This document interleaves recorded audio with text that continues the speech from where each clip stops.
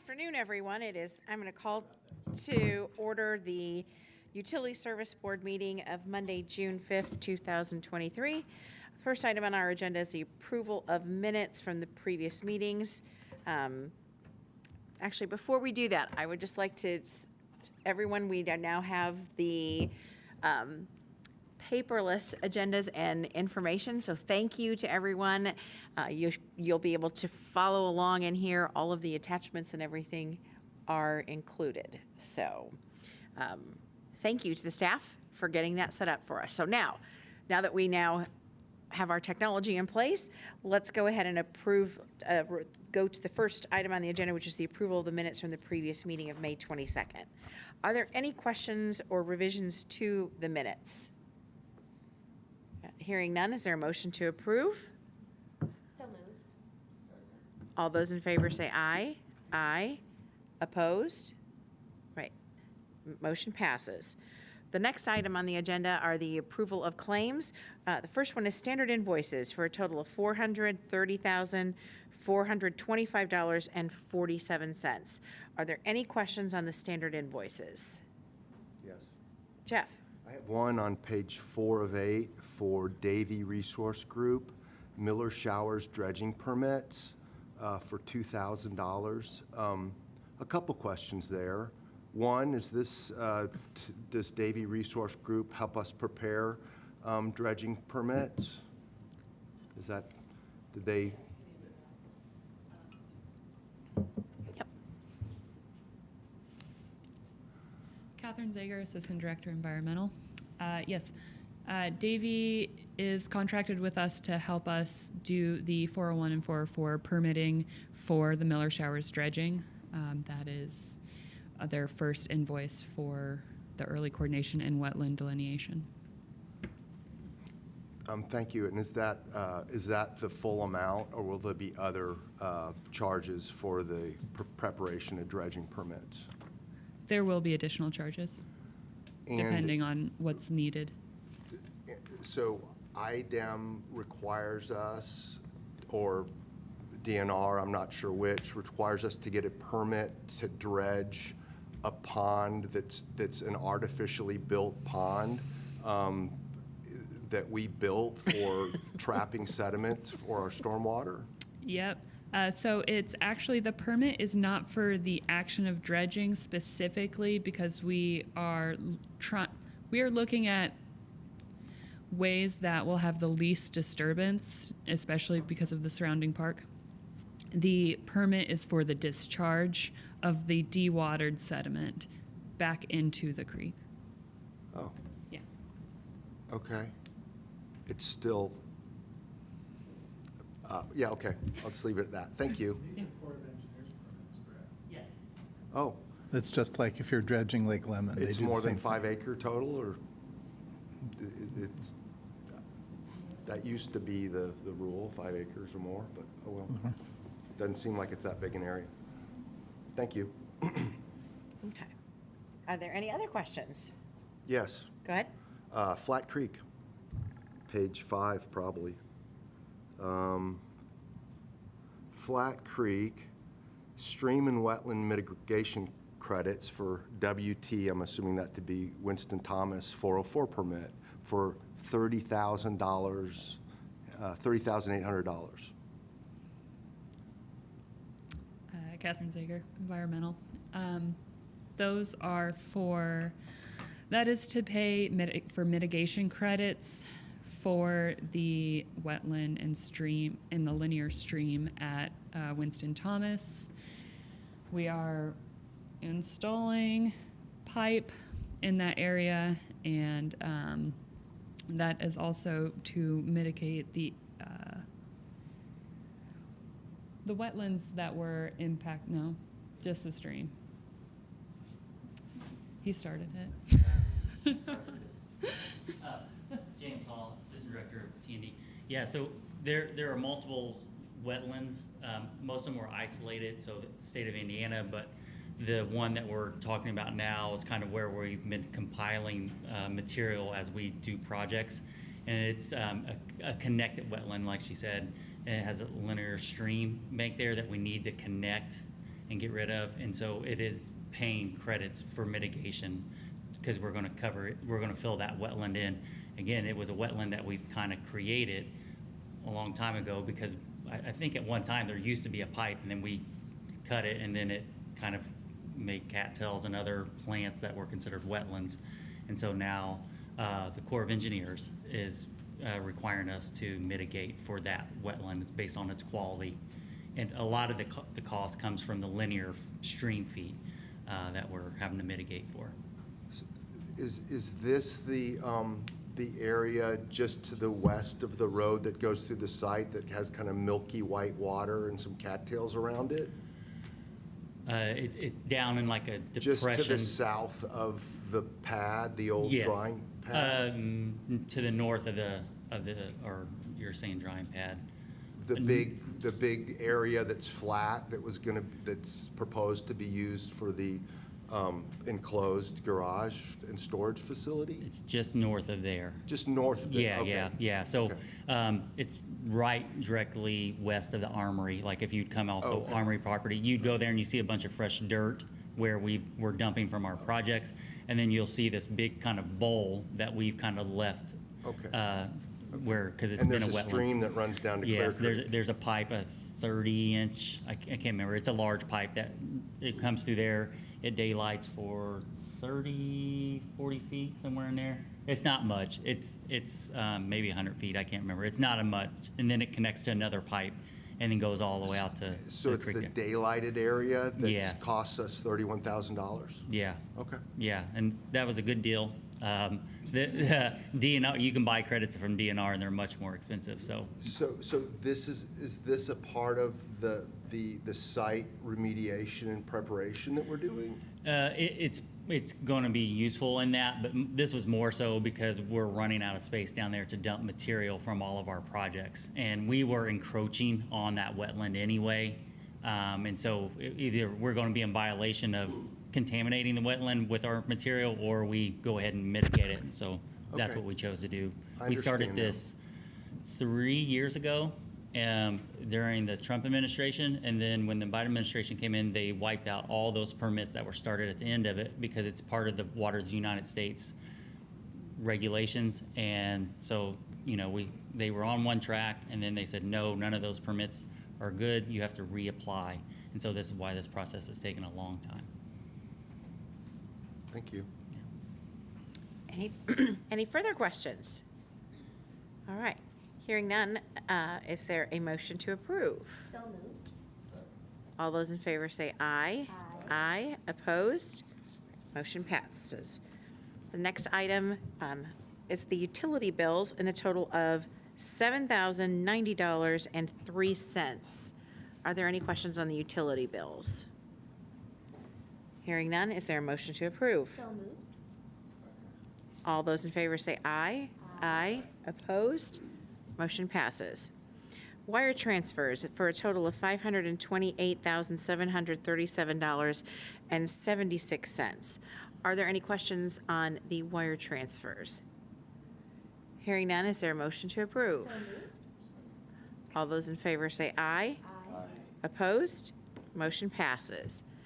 And then finally, the customer refunds for a total of $50,493.37. I can anticipate there's going to be a question on this one. I can ask it. Okay, so what happened with the IU Foundation? When we installed the meter reader. Yeah, meter. I think it was in 2020. It was set up to read 10 times the amount that it was actually using. So they've been paying for 10 times the amount of water ever since that meter was installed. So we went back and looked at all their usage and all the rates at the time and everything, and needed to give them a refund. And they said they wanted to check for it instead of just carrying a balance for it. And the meter is fixed. How, I guess my question is, what precipitated the inquiry into it? They have a new facilities manager that was looking into utility bills and said there's no way we were using this much water. And then we did our research, and there was no way they were using that much water, and so we fixed the meter. Fascinating. Fascinating. Okay, well, good for them. All right. Any further questions? All right. Hearing none, is there a motion to approve? So moved. All those in favor say aye. Aye. Opposed? All right, motion passes. We will now go to the consent agenda, for when that will be Vic. Good evening, Vic Kelson, Utilities Director. I'm happy to bring tonight's consent agenda, which totals $34,702.50. The first item is to Electric Plus for $3,375, relocating electrical connections and reworking conduit. The item B is to GMMR Services. This is for some sewer main repair, $18,827.50. Item C is Stage Flow Consulting. This is the biennial inspection of the Griffey Dam for the IDNR Division of Water. This was done at the request of the city. It totals $9,500. And the last item is to Crow, $3,000 for financial assistance for review and report for the Dillman landfill.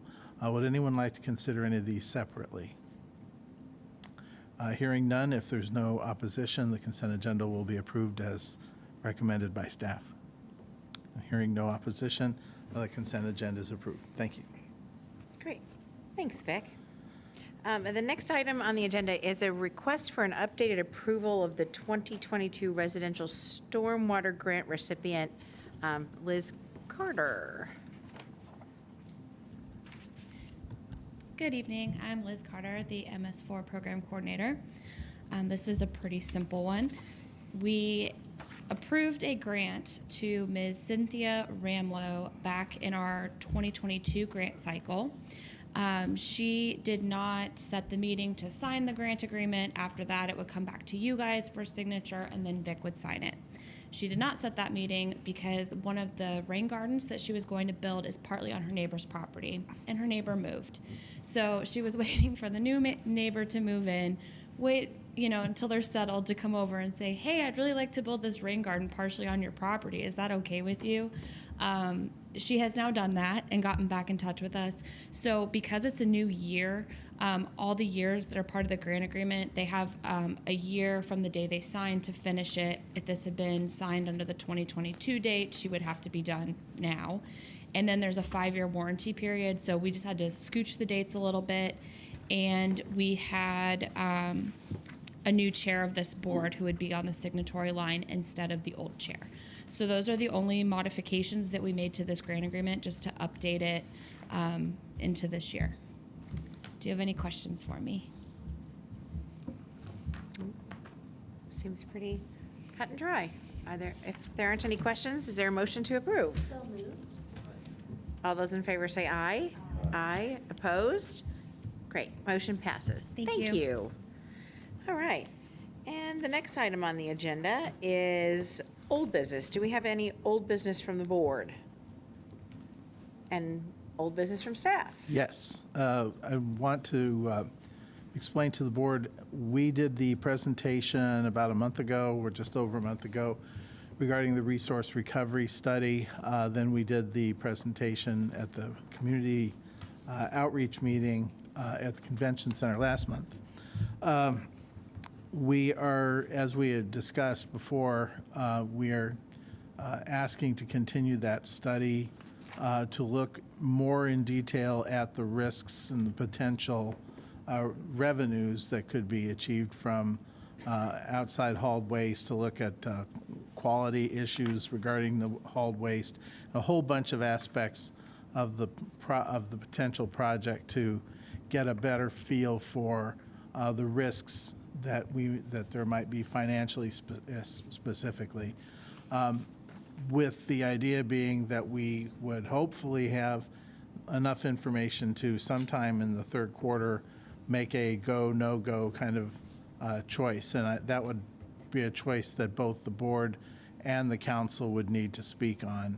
And that at that point, go would be to go ahead with design to get fill out the rest of the design to the point where we would know really what a project would cost, and then a bonding decision would have to follow that. So there would still be, even if at the end of the study, everybody says, yes, let's move along and see if this is going to work. We would begin with the design analysis, and then there would be a time probably in the spring where there could be then, when it comes to the bonds, that's the go, no-go motion for actually getting the project going. But if we are going to do the resource recovery and energy generation project, construction has to begin before December 31st of 2024. So that one, the board and I think the council are going to have to say, yes, we're interested in continuing to walk down this path with the understanding that we still have to make a final decision in the spring. We had planned to have a contract for you today. It isn't ready, but we'll have it on the 19th. Are there happy any to take any questions about questions? that. Yes. Go ahead. Who would the contract be with? It's, what is the name of the company? Chris, do you remember? Not in my head. If you give me a moment, I can find Is it. it different than the three companies that were a part of the original It is proposal? different. That's a great question. It is different. The lead would be a fellow named David Barron, who worked on sort of as at the high level on the previous project. The company the company he was working for, Energy Power Partners, was sold to a large company that does consulting and also does these public-private partnerships with utilities, which was where we felt the biggest uncertainty was, to find out what kind of opportunities we might have to work with another partner. So we thought that that was a really good choice, since the principal scientist who'd be investigating it already knows all of our data and knows what we know. He's now working for a company that does the part that we don't know. And so we felt that was a good choice. Could you share the scope of work with us? Yes. Prior to seeing the contract? We can do that. In considering, rewatching the presentation and reading the report and thinking about it, you mentioned 3 times in the presentation, not just you, but other people, the risks, right? And That's right. So I'm glad to hear you still talking about that. And, the high-strength organic waste supply seems like a big risk. Maybe there's other opportunities we haven't looked at there, but the ERIN seems like a big risk. The scope of any private partnership, from what I read about the private sector's goals for entering into a relationship with utility and what they're trying to do and how they make money, I'm not saying in every case, but in many cases can jeopardize our values. Absolutely. And what we want to achieve as utilities. So it's a risk. I'm not saying that's true of every private organization, but that happens often. There's the starting out in a new business practice of energy generation, right? We don't have any experience with that other than the solar, but that's pretty cut and dry.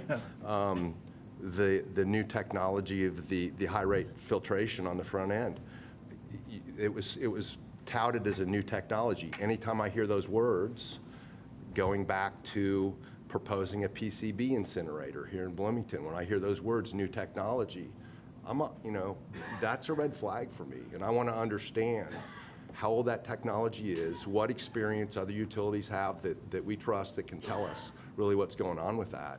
Same thing with energy generation. And if we have, Lafayette or Fort Wayne or these other projects that were, touted as examples of successful projects, I'd be really interested in that.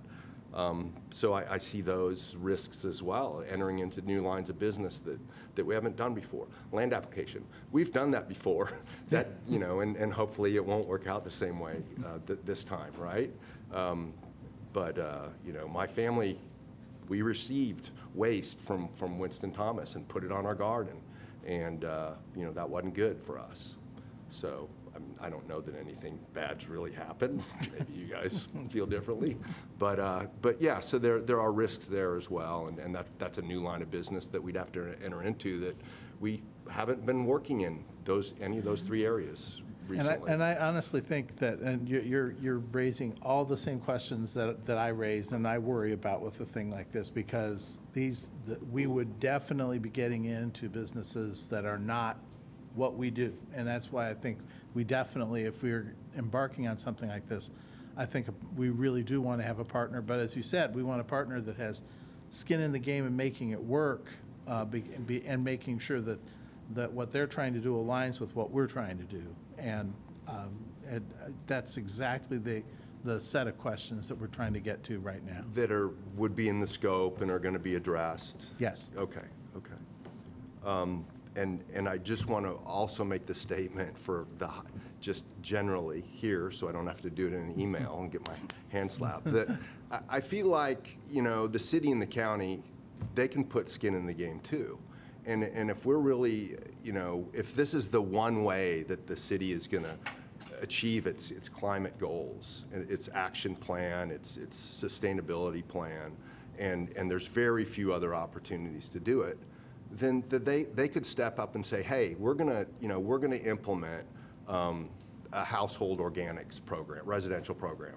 And maybe we can't trust every household, but maybe there's a lot of responsible people in this city that can step up and be a part of this in a way that we don't have problems with that waste stream. And I believe that to be true. I saw in the paper that this company that was operating just closed down, and that's a shame.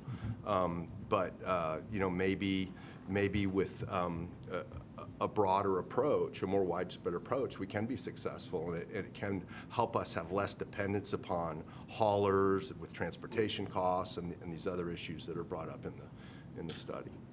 And absolutely. It's been, our thinking has been that we're not ready to commit to that yet, because that's, first of all, it's outside of our purview, but it's one of those things that there's a lot of complexity. So it's something that certainly would be considered as a future add-on. But we didn't want to plan on it being there from the start, because it adds a big chunk of risk.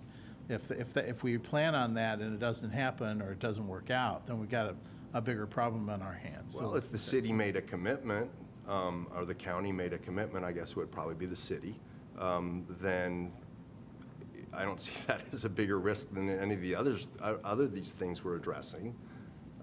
Anyway, I just see the city as a potential partner here, and if they're serious about their climate action plan and sustainability plan and those goals, and knowing that this project is going to go farther than just about anything else they can do, then they should step up and do something like that to help. Great points. Thank you. I think that was all. One other thing, opportunity costs, right? So if we move forward with this, and I didn't go back and look at the capital improvements plans for wastewater, but are we foregoing opportunities to do necessary maintenance or upgrades? I know we just did the big upgrade, phase one or whatever it was at Dillman, but would we be foregoing other opportunities that we need to be looking at? Again, a big question that's been on my mind. A lot of the outcome of a project like this depends on how all that marketing works out, right? If everything comes out great and it's sunshine and rainbows, and we've got a net zero plant and we're not using any electricity, and we're making enough money to pay for the project on the tipping fees and all the other things, well, then it has no impact at all financially on the rest of it. But the question is, what if it doesn't break even? And that's why I think even at the early point of a go or no-go decision this fall, so I want the council, I want to be sure that the council's involved in that, because our elected officials, if they want to move forward with something like this, I think there has to be a mechanism for considering how much risk the community is willing to accept, and that with the understanding that if we end up at some point on the downside of that risk, that there's going to be support for us doing the things we need to do. You know, we don't want to say, well, we're not going to build a third primary clarifier at Blucher Pool because we're not making money on at Dillman. I think that's really the thing I'm most concerned about. But again, that's a place where presumably we can handle that through, if we're working with a private partner, then the private partner is taking on some of that risk, because a lot of that risk is based on, a lot of the downside financial risk is not bringing enough outside waste. Well, they're the ones who would be taking on, in my vision, they would be taking on that portion of the business. So they would probably, that would encourage them to do as good a job of that as possible, so we don't get into that. You know, ideally, we'd like to have a system where we know what we can budget every year what we're paying for whatever it is we do. And I think the direction we'd like to go. But as you start working through this, there's just a lot of complexity, and that's what this next study's about. And one final thing, so there's a lot of assumptions about, you know, ERIN, rate of returns, and tipping fees, and amounts of the high-strength organic waste. And will this report author, you mentioned his name, I'm sorry, will he be addressing those and Yes. critically? Yes. I feel like, I don't know if those are good assumptions or not. I have no idea how to evaluate that. The assumptions are based on, the assumptions that we've seen so far have been based on industry numbers that are known elsewhere. This is yet another good reason to work with a private partner who has skin in the game, because the books are going to have to work, or they're not going to, or they're going to be in a bad spot as well. So again, we'll work through that process and see what we can learn.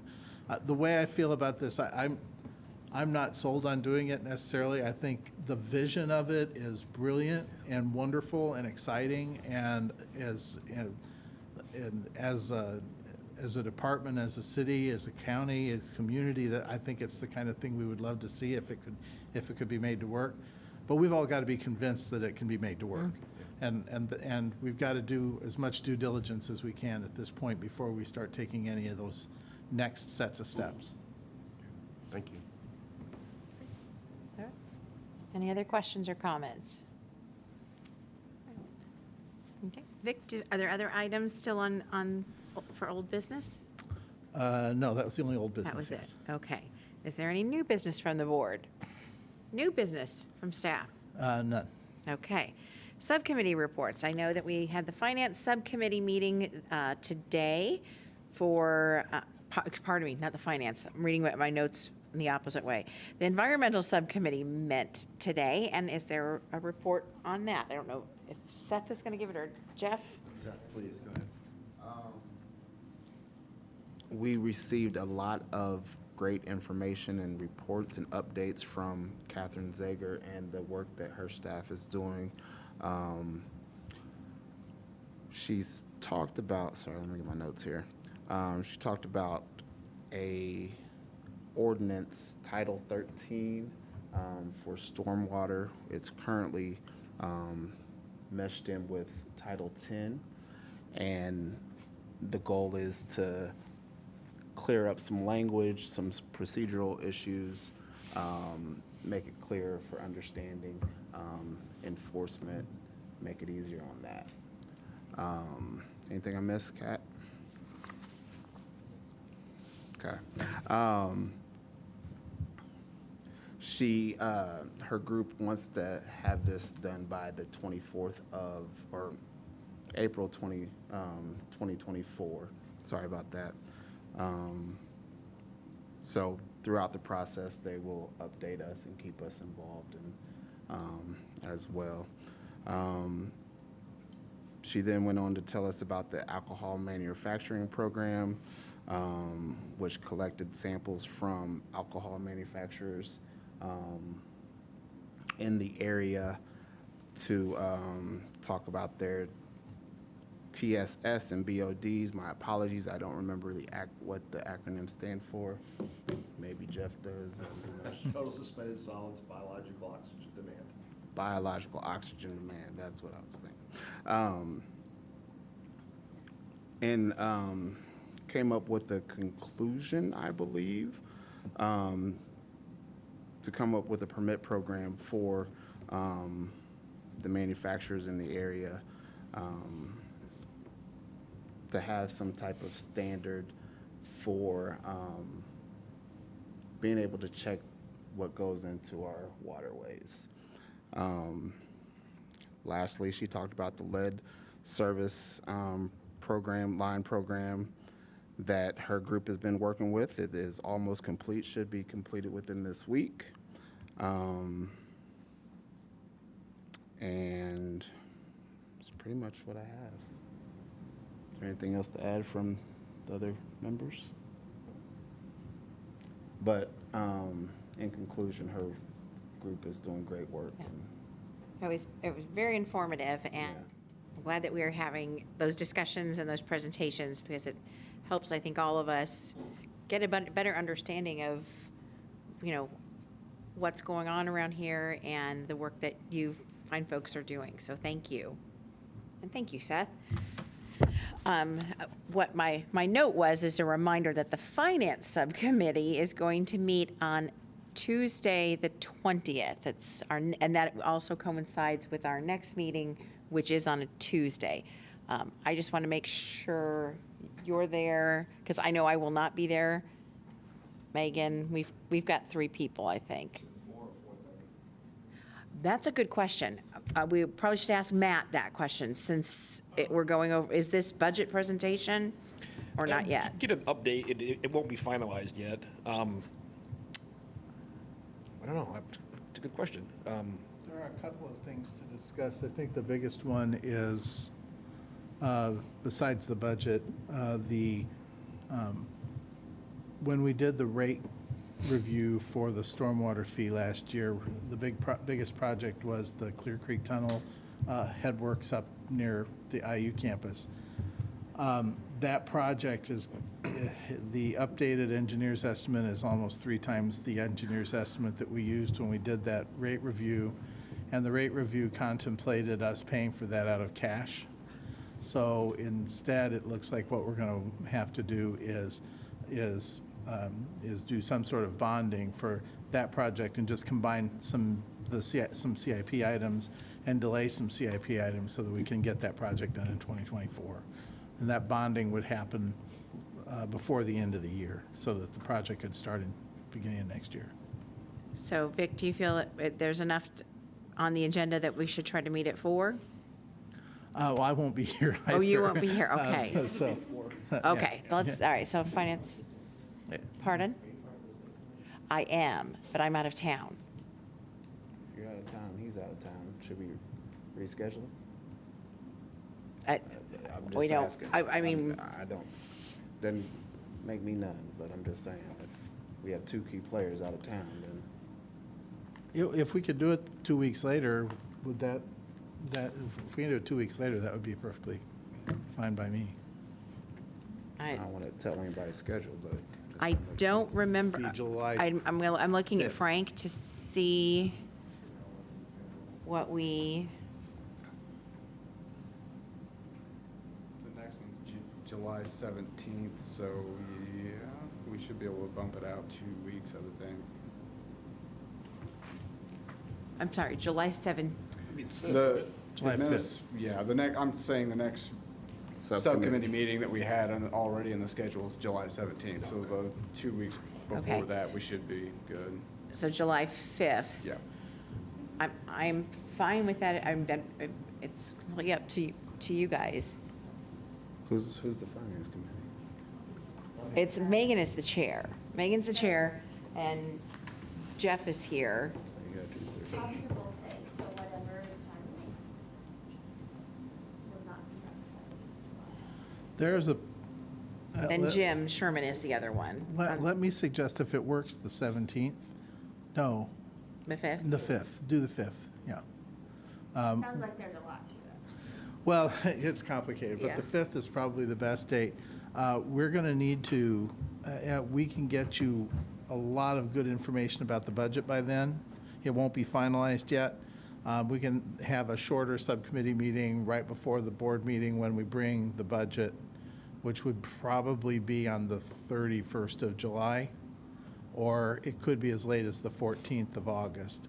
Budget hearings our budget hearing is on the 29th of August, so usually we want to have it to them a week or two before. So, but we could shoot for the very end of July. I think we'll be there by then. We'll have everything together by then. Okay, so do you The want to do 5th. this on the 5th? 5th. Okay. 5th is, okay, very good. Frank, you'll make sure that the notices are posted? All right, very good. Thank you very much. July 5th. That's a Wednesday. Oh, July 3rd. 3rd. July 3rd is, yeah, July 3rd. That's a Monday, yeah. Okay, so we will be here on the 3rd. Yeah, okay, the 3rd. Yeah, because the 4th is a Tuesday. So I assume that Tuesday is the city holiday. Tuesday is the city holiday, so, yeah. Okay, So it's so July 3rd. July 3rd. All right. Very good. Staff reports. I'd like to start with new hires, and that means I'm going to like to invite Kat Zager to introduce a new coordinator. Hi, Catherine Sager, Environmental. I'd like to introduce Isabel Curaz, our new Environmental Program Specialist. She started May 31st, so she's been here a week. Yep. Very excited to have her. Welcome. We also have others. Selena Powell has joined us as a customer relations representative in customer service. Emily Tate has joined TND as an administrative assistant. Jordan Kiesau is our new assistant GIS coordinator. That position has been open for a while. And Tyler Morrison has hired in as a new heavy equipment operator in TND. There are also some coming in June in engineering, customer relations, and T&D that we'll talk about after they start. Tyler Sturry at the Dillman plant has completed the IDEM water distribution system operator, that's the DSL exam, so congratulations to Tyler. We also have 3 employees in T&D,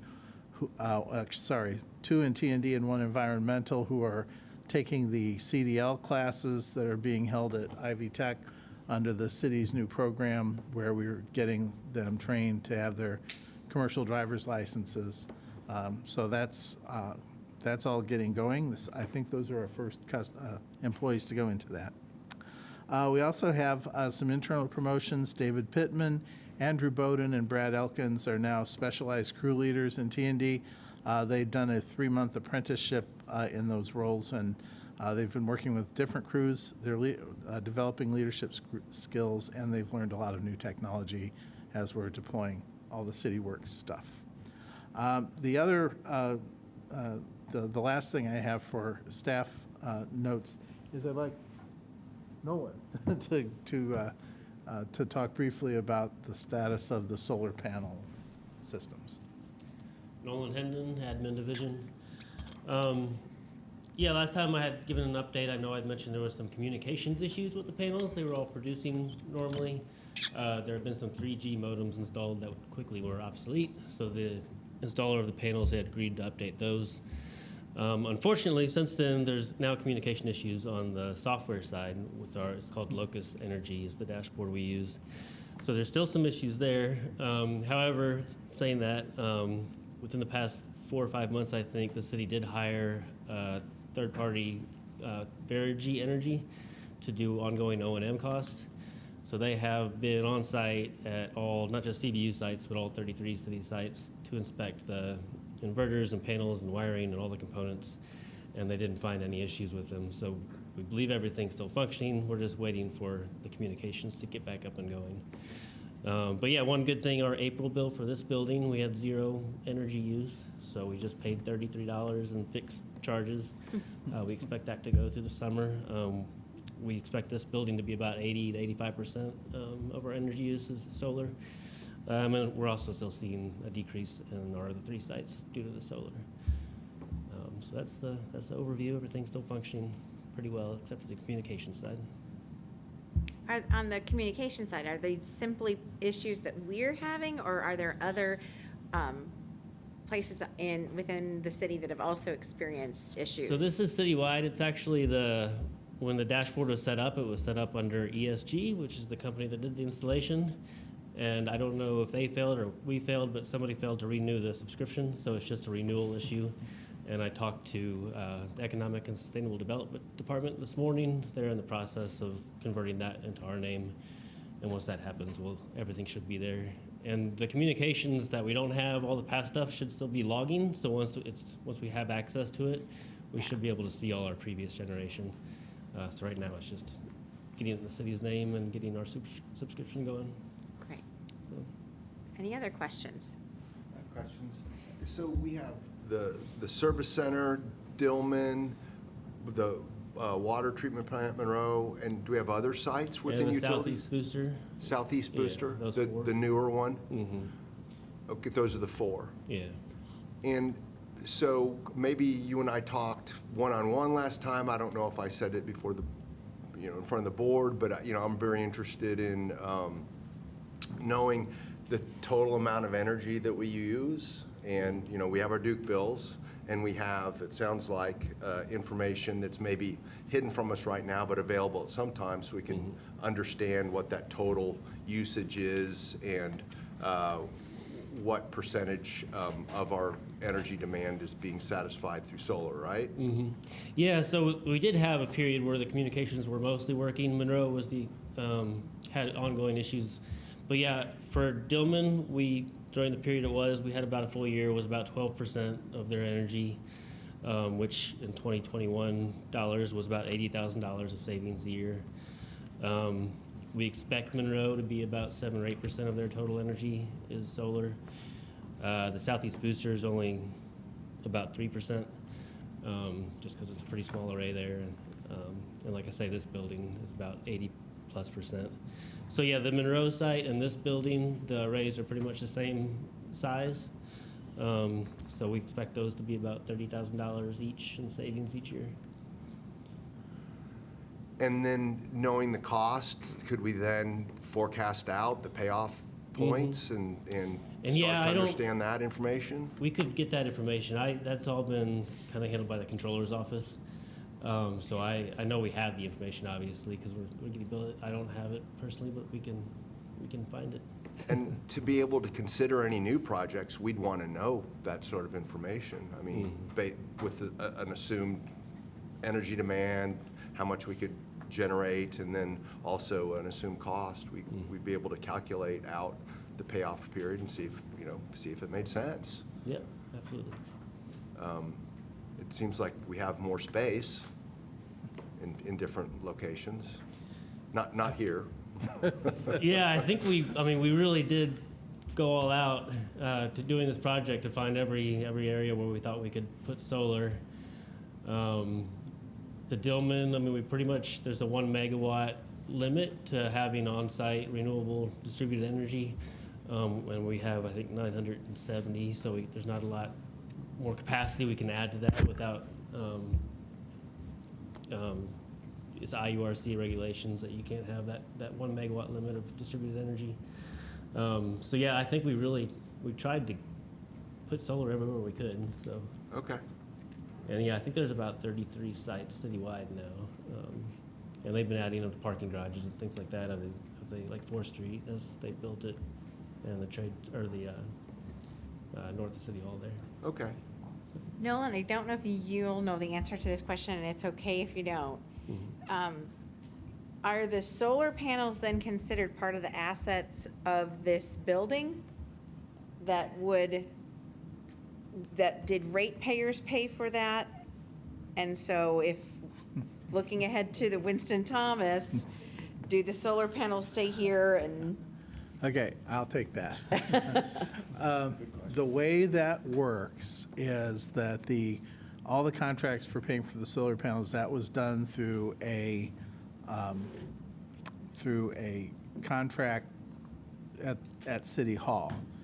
And we have, the deal was made on the interdepartmental agreement that we pay in proportion to our generating capacity over the whole city. So if the whole city generates 4 megawatts and we're generating 2.1 megawatts, we pay 2.1 divided by 4 of the whole contract. So what would happen is if we were to move to Winston Thomas and not have these anymore, we would be expecting that our fraction would go down on that contract. So to account for the fact that we weren't using these panels anymore. But it's not something that's basically, the utilities department has been paying its fraction based on our generating capacity. And it's a compared to the city, whole- it's a city asset. It's a city asset. It's a city It's- asset, they are not gonna be moved. That's right. And we will simply, basically, either discontinue that contract because we would no longer be in this building. That's right. It's in an Okay. MOU with downtown, and it Perfect. goes on to the interdepartmental. What could happen, though, is if we do build a new facility at Winston Thomas, for example, we've got a gigantic berm that we could put a very large generating station at that could potentially serve all the facilities down there. And again, that is something that I think, as to echo what Jeff said, I mean, it's the more data that we can have on this, on the cost savings, it will be helpful when and if we get to that point, if we are looking at that with the Winston Thomas build. Absolutely. So, any other questions? Okay, I have one more thing. yeah. Thank One you, more thing. Nolan. Thanks, Nolan. I mentioned Tyler Morrison a moment ago, the new heavy equipment operator in TND. People from the storeroom, Chris Eberly and Austin Krebs have been working with Tyler and John Moore from TND to clean up the north end of the Winston Thomas property where there was piles of stuff all piled up there. This is right along Walnut Street on the north end of the property. So they've basically been cleaning up all those pipes and getting rid of the weeds and things that were growing in there and have been tidying the place up, and it looks great. So we still don't have a covered yard, but at least things are getting cleaned up there, and it's not the eyesore that it had become. So very happy and very pleased and proud of the work that they've been doing, and I know they've been very happy to have been part of it. So I wanted to share that with the board. That's all I got. All right, are there any other petitions or communications? I have said I want to say really quick too, I wanted to thank Holly McLaughlin. I know Nolan was very helpful and Frank was very helpful, and Phil was there at the family picnic event on Thursday. It was very nice. It was, we didn't have a huge attendance at it, but I do encourage the staff to, continue to do these types of events that allow us to get to know each other a little bit more socially. And I appreciate all the work that went into it, and the food was delicious, the company was delicious, and whoever made the ice cream, it was delicious too. So please let that individual know that I really appreciated the homemade ice cream. Seth? Oh, and the meatballs. That was Josh, yeah. Seth, did you have something else on that? That was it? Yeah. Megan? Well, this is not CBU related, but I wanted to invite everybody back down to Switchyard. I'm sorry I wasn't able to join on Thursday, but on this coming Thursday from 11 until 8 p.m. or sooner if we sell out is the auxiliary to the Boys and Girls Club Strawberry Shortcake Festival. Our strawberry shortcakes are $7, and we'll have a $5 hot dog special, which is a Nathan's hot dog, Lay's chips, and a bottle of water. So we'd love to see all of our staff and board members. We've got a drive-through and a walk-up, and so it's going to be a beautiful day, and we'd love to have you. And Latrina will be there too. Yeah. Yeah, thank you. All right. Are there any other petitions or communications? If not, is there a motion to adjourn? So moved. Great. The meeting is adjourned. Thank you all.